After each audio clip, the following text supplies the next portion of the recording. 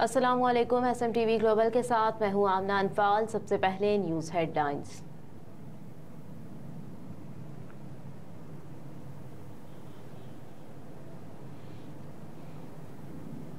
लाहौर का फ़ज़ाई मयार इंतहाई मुज़र्रिह सेहत रिकॉर्ड। एयर क्वालिटी इंडेक्स के मुताबिक लाहौर आलूदा शहरों में पहले नंबर पर आ गया।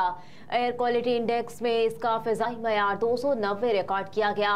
पाकिस्तान का सबसे बड़ा शहर कराची आलूदा तरीन शहरों की फहरिस्त में चौथे नंबर पर है और इसका इंडेक्स 173 रिकॉर्ड किया गया।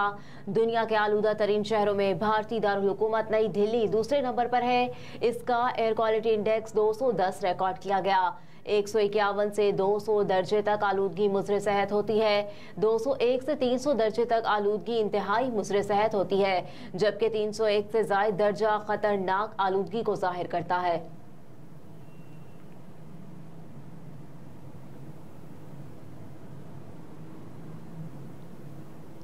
कराची में ट्रैफिक कवानीन की खिलाफ वर्जी पर जुर्मानों की रकम में इजाफा।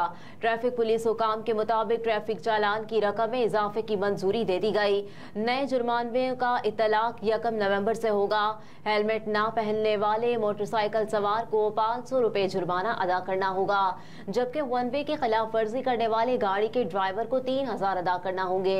हेडलाइट रोशन न करने पर मोटरसाइकिल सवार को 600 रुपए जबकि गाड़ी वाले को 800 रुपए अदायगी करना होगी। ट्रैफिक पुलिस हुकाम ने मजीद कहा कि सिग्नल की खिलाफ वर्जी पर मोटरसाइकिल और कार सवार दोनों को 500 रुपए जुर्माना अदा करना होगा।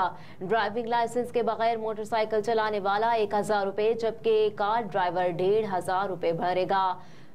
कम उम्र मोटरसाइकिल सवार 1500 रुपए जबकि गाड़ी चलाने वाला 2000 रुपए का जुर्माना अदा करेगा। ट्रैफिक कवानीन की मुसलसल खिलाफ वर्जी करने वाला 2500 से 3000 रुपए का जुर्माना भरेगा।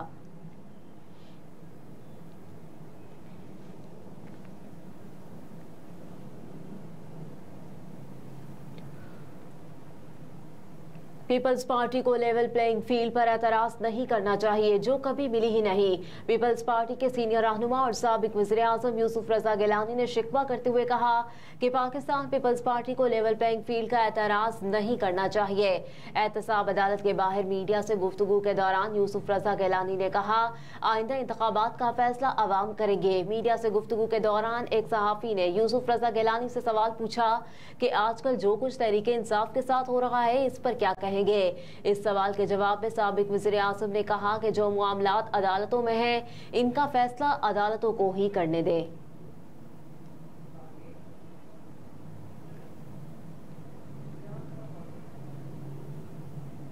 पाकिस्तान तहरीक इंसाफ के रहनुमा शुएब शाहीन ने कहा कि जब तक सजाएं मुअत्तल ना हो, नवाज शरीफ इश्तेहारी मुजरिम है जिसे जेल हुकाम के सामने सरेंडर करना है। कहा, अदालत के सामने सरेंडर करने की कोई हैसियत नहीं है।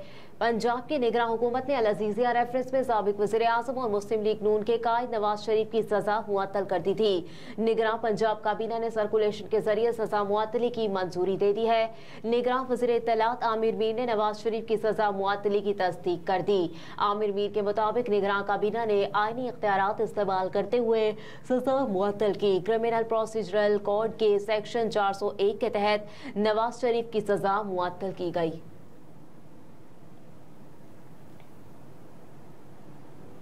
पाकिस्तान में गैर कानूनी मुकीम अफगान बाशिंदों का इनखला जारी। पाकिस्तान में गैर कानूनी तौर पर मुकीम अफगान शहरियों का अपने वतन वापसी का सिलसिला जारी है और अब तक कुल 67,980 अफगान पनाह गुज़ीनों की अपने वतन वापसी हो चुकी।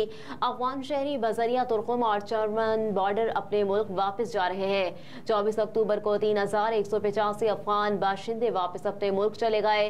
गुज़िश्ता रोज जाने वाले 3185 अफगान शहरियों में 670 मर्द, 593 खवातीन और 1922 बच्चे शामिल हैं। अफगानिस्तान रवानगी के लिए 103 गाड़ियों में 274 खानदानों की अपने वतन वापसी हुई।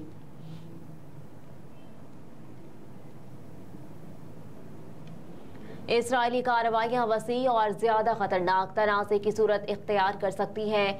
पाकिस्तान ने खबरदार कर दिया। अक़वाम मुत्तहिदा में पाकिस्तान के मुस्तकिल मंदूब मुनीब अकरम ने खबरदार किया है कि काबिज़ फ़लस्तीनी इलाकों में इसराइली कार्रवाइयाँ वसी और ज़्यादा खतरनाक तनाज़े की सूरत इख्तियार कर सकती हैं। सलामती कौंसिल इजलास में खिताब करते हुए पाकिस्तान के मुस्तकिल मंदूब ने कहा, इसराइल गज़ा में फ़लस्तीनियों की नस्लकुशी कर रहा है। पाकिस्तान फौरी और गैर मशरूत जंगबंदी का मुतालबा करता है। अक़वाम मुत्तहिदा में पाकिस्तान के मुस्तकिल मंदूब ने खबरदार किया कि इसराइली कार्रवाइयाँ वसी और ज़्यादा खतरनाक तनाज़े की सूरत इख्तियार कर सकती हैं। सूरत हाल के जिम्मेदार वही लोग हैं जो इस तनाज़े को बढ़ावा दे रहे हैं। उर्दन की मलिका ईरानिया ने अमरीकी टीवी को इंटरव्यू देते हुए कहा कि मगरबी ममालिक फ़लस्तीनियों के कत्लेआम में इसराइल के शरीक मुजरिम है। मलिका ईरानिया ने खबरदार किया कि हमास को ख़त्म भी कर दिया गया तो काबिज़ इसराइल के खिलाफ फ़लस्तीनियों की मुज़ाहमत जारी रहेगी।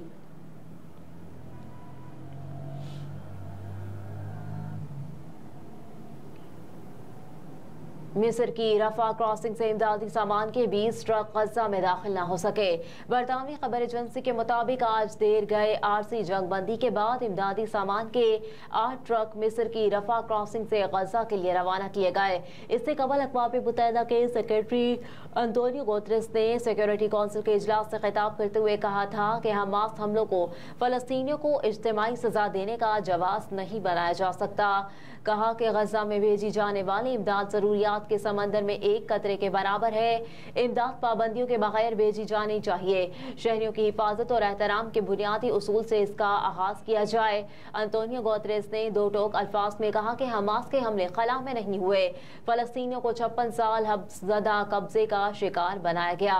अक़वाम मुत्तहिदा सलामती की कौंसिल के मशरक़ी वस्ता पर होने वाले सहमाही इजलास से खिताब करते हुए सेक्रेटरी जनरल ने कहा कि गजा में बैनुल अक़वामी इंसानी कानून के खिलाफ वर्जियों पर गहरी तशवीश है। ऐसे नाजुक लम्हात में उसूलों का वाज़ेह होना ज़रूरी है।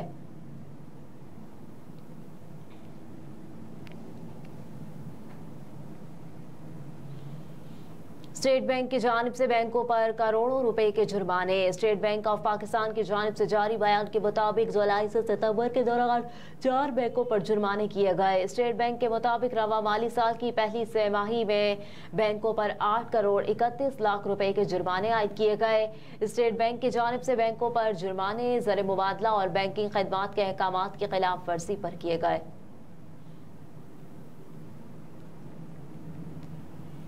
क्या इंजरी का शिकार फ़खर जमान वर्ल्ड कप में अगला मैच खेल पाएंगे?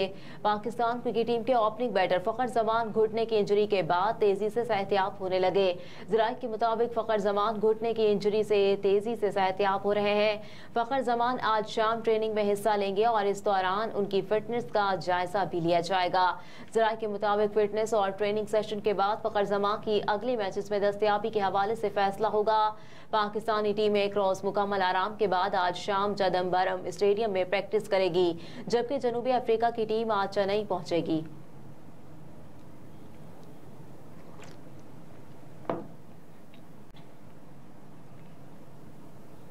और गजा पर इस्राएली बमबारी का सिलसिला 19वें रोज भी जारी, जिसके नतीजे में फलस्तीनी शहरियों की शहादतों की तादाद 6000 से तजावुज कर गई।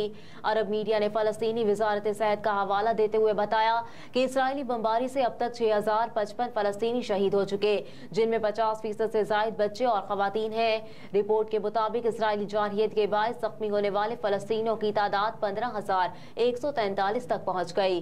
दूसरी जानिब खबर इदारे राइटर्स की रिपोर्ट में बताया गया कि रात भर इसराइल की जानिब से जनूबी गजा में शदीद बमबारी की गई। इस बमबारी से होने वाले जानी नुकसान के बारे में अभी तफसीलात सामने नहीं आई। 24 अक्टूबर को इसराइली बमबारी से 182 बच्चों समेत 704 फलस्तीनी शहरी शहीद हुए थे, जो एक दिन में सबसे ज्यादा शहादतें थी। आलमी बरादरी की जानिब से इसराइल से हमले रोकने का मुतालबा किया गया है ताकि गजा में इमदाद की फराहमी का अमल तेज किया जा सके, मगर सहूनी रियासत ने इन मुतालबात को मुस्तरद कर दिया है। हेडलाइंस आप जान चुके। न्यूज़ स्टूडियो से फिलवक्त इतना ही। आप देखते रहिए SMTV ग्लोबल।